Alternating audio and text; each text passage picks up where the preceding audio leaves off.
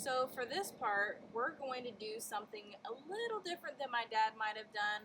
We're going to, instead of possibly replacing the bushings and joints, we're going to do a little bit of degreasing and a little bit of elbow grease, and we're going to get these things nice and shiny.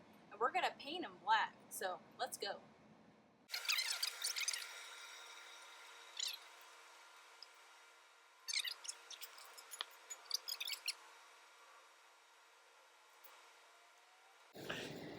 So I know I just talked about using elbow grease, but we're going to see how much of the grease we can get off with this power washer.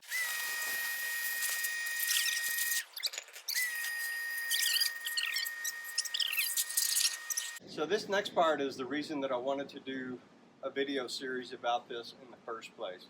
When I started working on the front end of this Cadillac, first of all, I'd never done it before, so I didn't know what I was doing. And there were a couple of videos on YouTube, but nothing that really took me through the step-by-step. So that's what we're going to talk about now, and we'll talk about tools in just a second. I don't know if you can see this all in the frame, but it's one of the ball joint U-joint replacement kits. Got all the bushings for you to be able to press out your bushings and ball joints and stuff like that. And it works really well.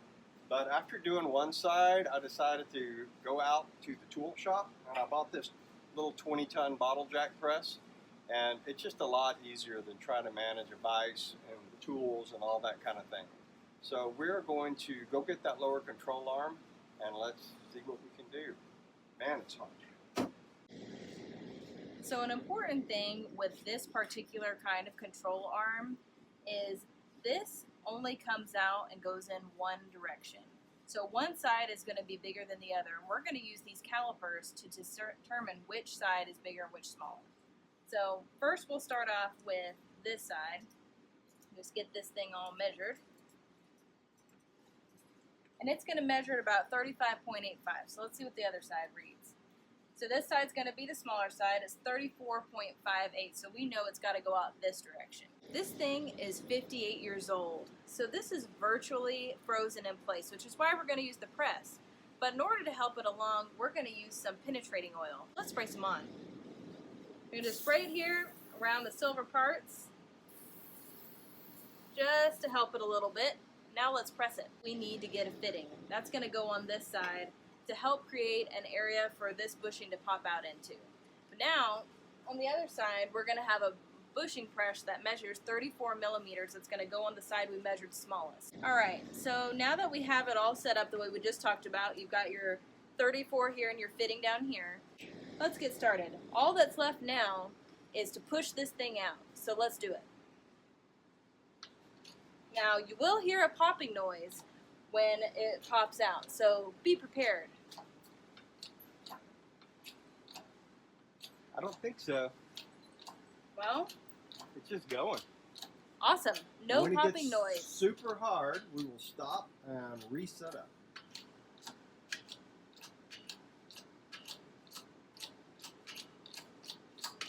This will go fast. Hold it.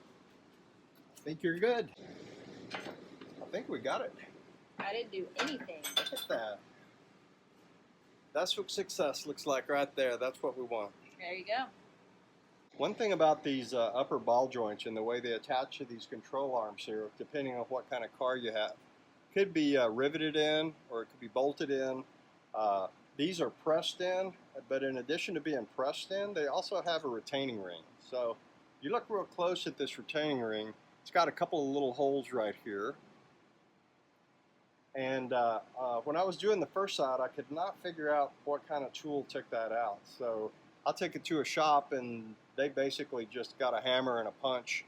And the guy said this was put on by a grizzly bear or something. It barely would come off. But in the meantime, I learned about this tool, which I'd never heard of before, but you guys probably do. I don't get out much. Called a face spanner wrench. Basically, you just put these little pegs in these little holes, and then, in theory, twist it out. We'll see if that works on this. Alright. Yeah, that's not budging. So the same grizzly bear that put the other side on, put this one on too. Where's my hammer?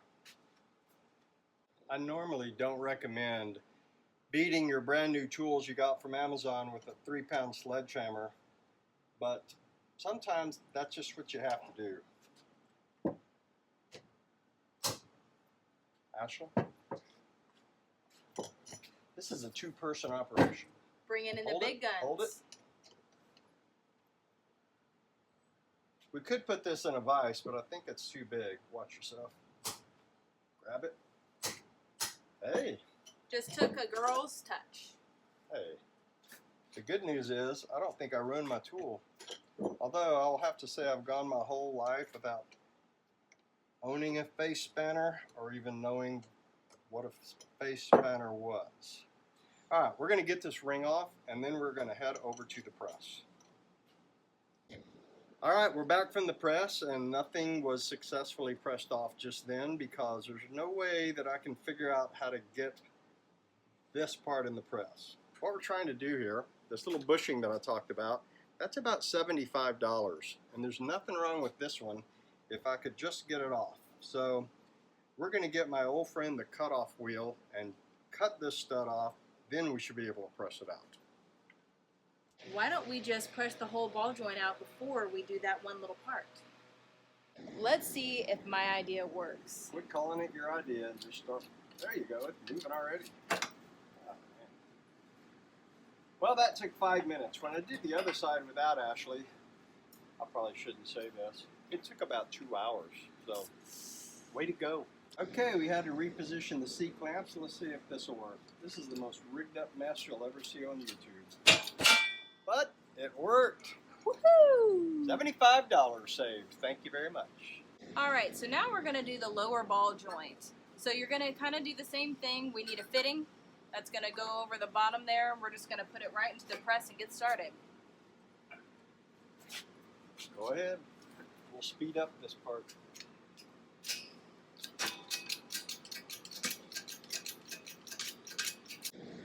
Alright, 14 hours later, we got it on there. That's a reassuring sound right there. That's the sound Of success. of the ball joint coming out. Alright, the only thing we've got left now is the one we've been putting off because it's the hardest, which are these control arm bushings here. This General Motors style from the early 60s and probably up through the early 70s. We've got this bar to contend with. So we'll head over to the workbench and start taking this apart.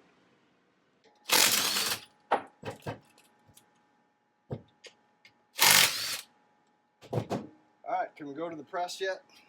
I hope so. I'm ready to press something.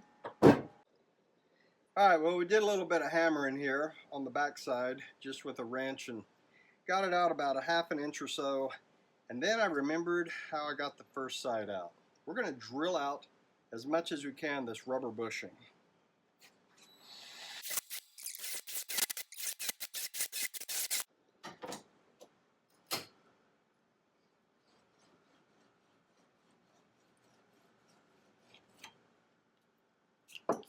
Alright, let's see if we can get one side off. Alright, hold that right there. Don't try this at home, folks. Why do you say that all the time? There you go. Alright, that was the hard side. Now we're going to do the easy side. It's going to be sweet. It's moving. That's what we want. Little penetrating oil never hurts either.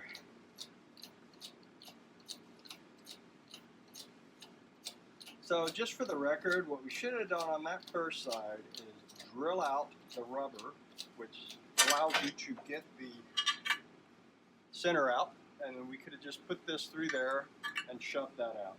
Video. Already on. Alright, let's see if this goes. This is the mangled side, people. She's moving. Yeah. Thing is, once you get it past a certain point, it's just going to pop out because of this this taper here. So just getting it the first half is tough. The rest of it comes out pretty easy. So, Dad, does that do it for today? It does. We have all of our bushings out here. Our ball joints are out. We're going to check these pieces for damage, make sure they're good to put the new ball joints and bushings in. Make sure we didn't damage any of it. If it damaged, it was already there. That's my motto. We'll get these painted up and looking good, and that'll be the third video, is putting those things in. And after that, we'll start putting this thing back together.